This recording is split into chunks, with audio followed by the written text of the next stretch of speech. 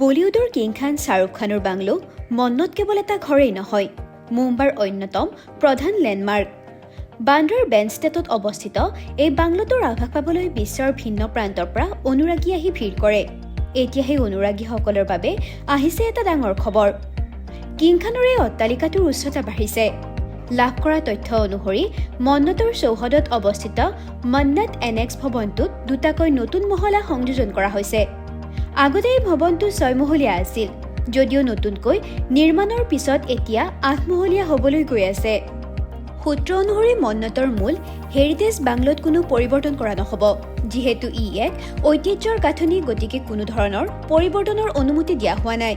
সেইবাবে ইয়াৰ ঠিক পিছফালে অৱস্থিত আধুনিক এনেক্স ভৱনটো সম্প্ৰসাৰণৰ কাম চলি আছে।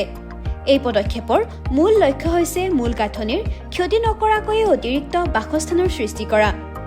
মন্নতৰ এই নতুন দুটা মহলা কেৱল কোনো সাধাৰণ ঘৰ নহয়।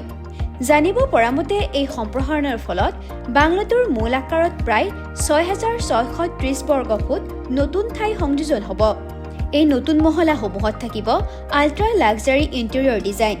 ইয়াত থকা বাসস্থানৰ মুম্বাইৰ গড় 1 BHK ফ্লেটটোতকৈ ডাঙৰ বুলি কোৱা হৈছে। চলিত বৰ্ষৰ ভিতৰত এই কাম সম্পূৰ্ণ হোৱাৰ একেবাৰে সম্ভাৱনা আছে। অনাগত দিনত বান্দ্ৰাৰ বেণ্ডষ্টেটলৈ যোৱাৰ সময়ত অনুৰাগীয়ে আগতকৈ ওখ মন্নতৰ পিছফালটো দেখিব। সাধাৰণতে মন্নতৰ গেটৰ ওপৰৰ প্লেটফৰ্মত অনুৰাগীক লগ কৰে শাহৰুখ খানে।